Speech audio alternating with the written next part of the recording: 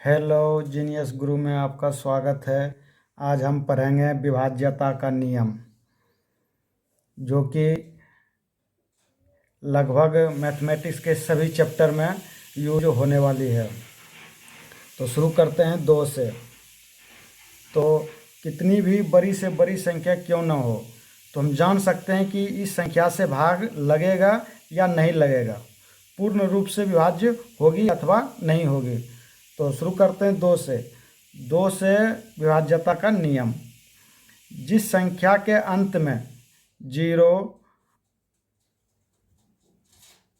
2, 4, 6, 8 होगा, वह संख्या 2 से पूरी तरह विभाजित होगी। जैसे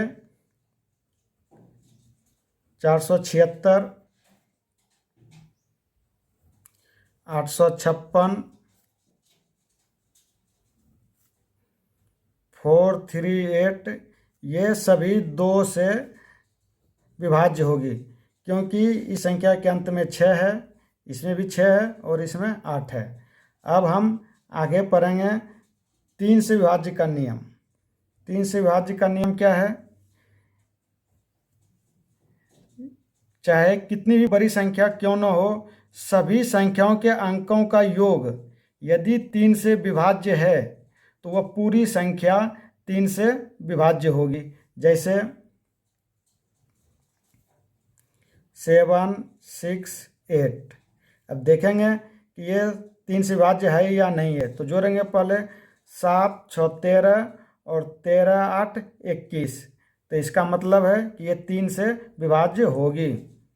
दूसरा एग्जांपल लेते हैं 6, 4, 3, 2।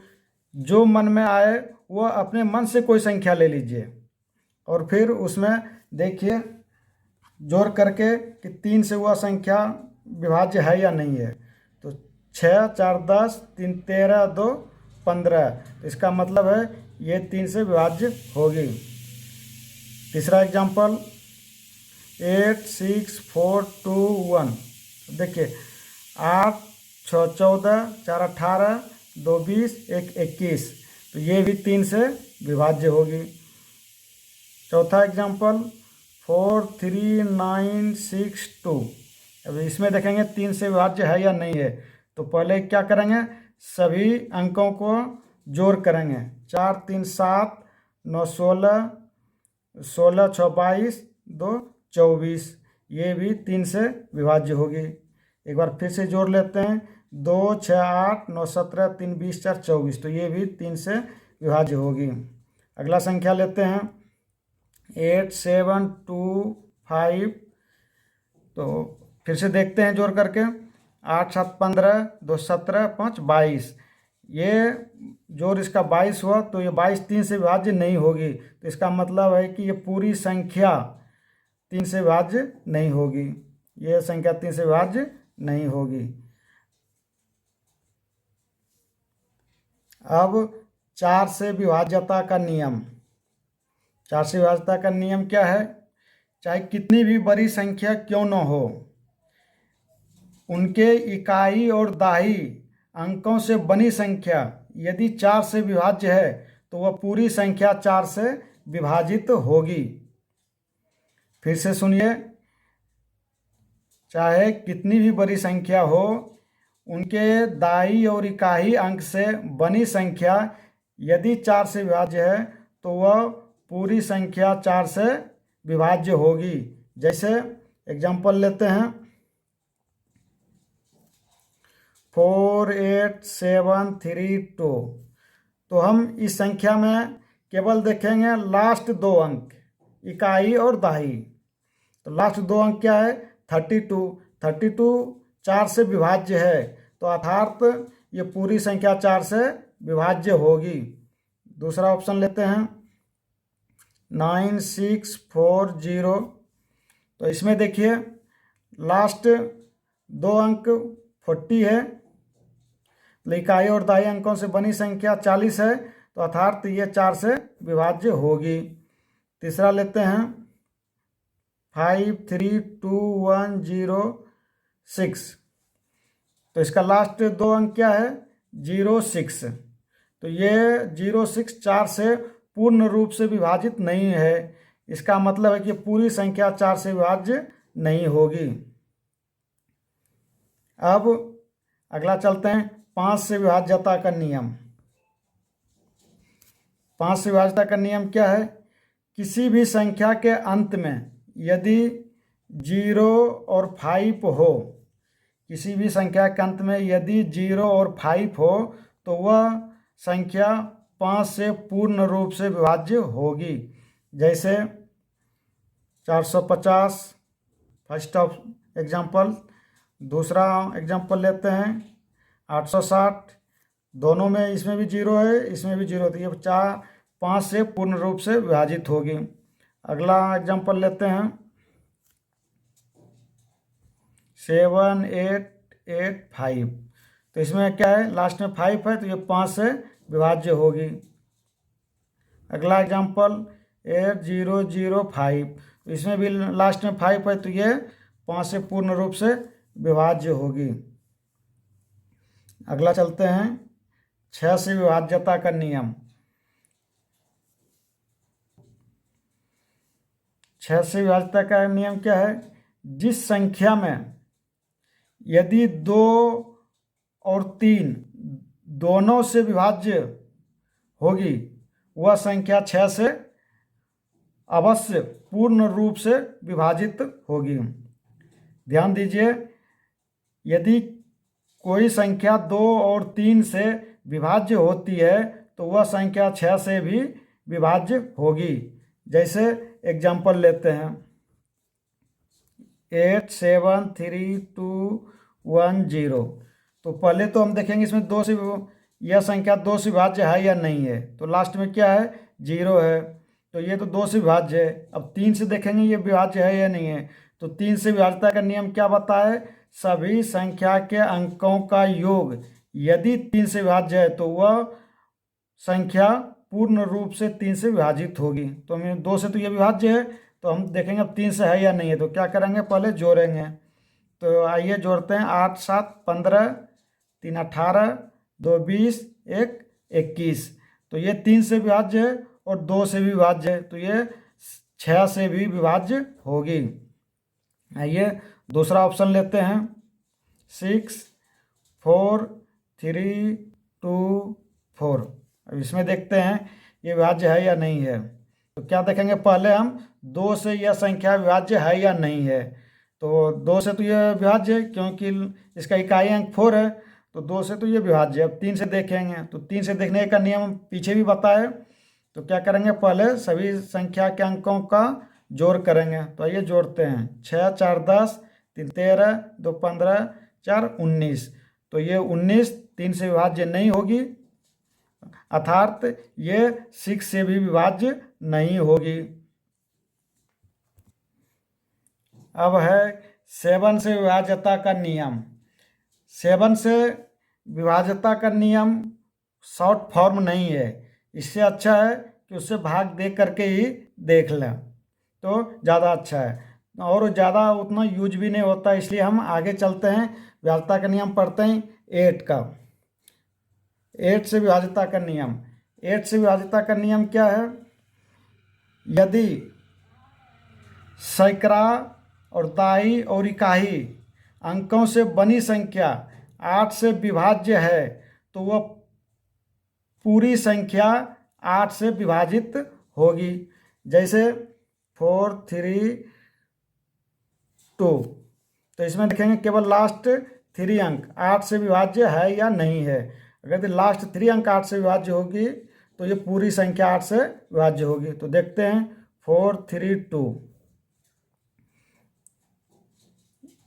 8 से देंगे, 8 से देंगे 4 3 2। तो 8 पंचे 40, ये 3 2, तो 8 चौक 32। तो ये कट गया। तो ये क्या है?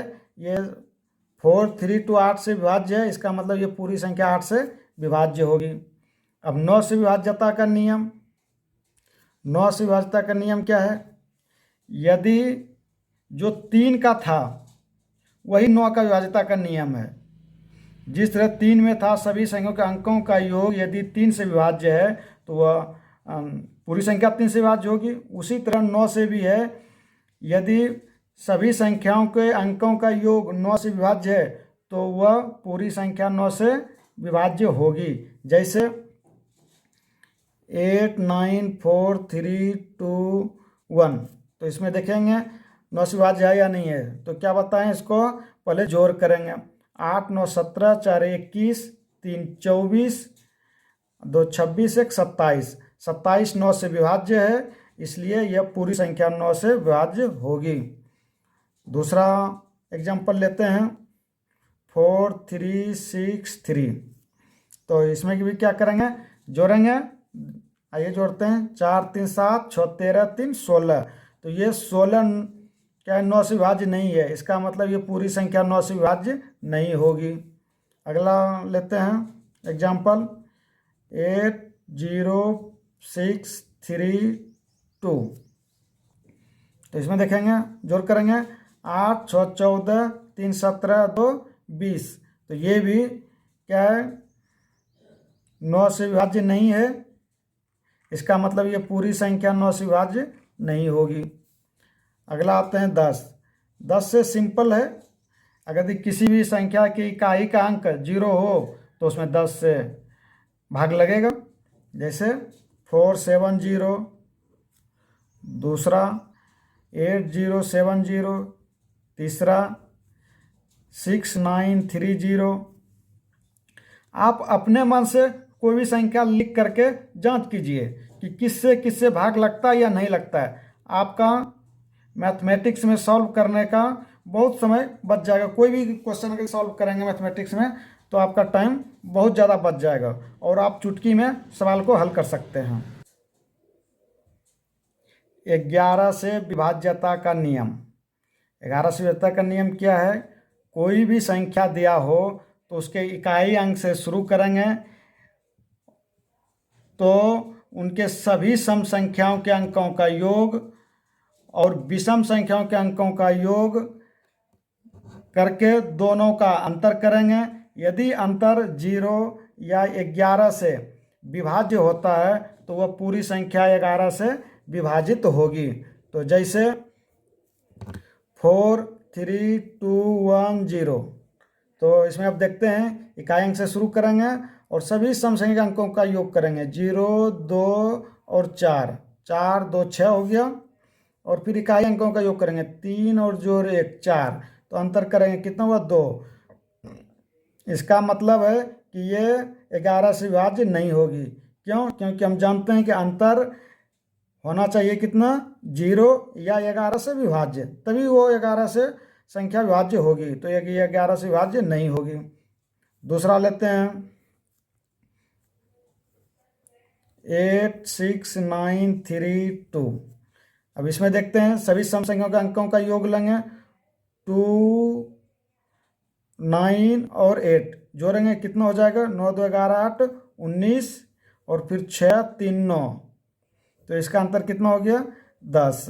तो ये अंतर जब 10 हो गया तो ये भी 11 से विभाज्य नहीं होगी। तीसरा लेंगे, अपने मन से जो लिखते जाइए। तो इसमें भी देखेंगे, इकाई अंक से लेंगे 6 1 7 और ये 4, 7 4 11। फिर इधर से लेंगे ये 0 और 3 3। तो ये भी अंतर कितना हो गया, 8। तो ये भी 11 से विभाज्य नहीं होगी। अगला लेते हैं, तो इसमें भी जोड़िए। 4 3 7, 7 5 12। और फिर इधर जोड़ेंगे 6 2 8। तो ये कितना हो गया, 4। तो ये भी 11 से विभाज्य नहीं होगी। अगला लेते हैं एग्जाम्पल 8 6 6 0 3। तो इसमें देखते हैं, इकाई अंक से स्टार्ट करेंगे और सभी सम संख्याओं का योग और विषम संख्याओं के अंकों का योग का अंतर करेंगे। तो 3 और 6 9 और 9 8 17। और ये 0 और 6 6। तो 17 में 6 घटाएंगे तो 11। तो तो इसका ये अंतर 11 है, इसका मतलब ये 11 से विभाज्य होगी।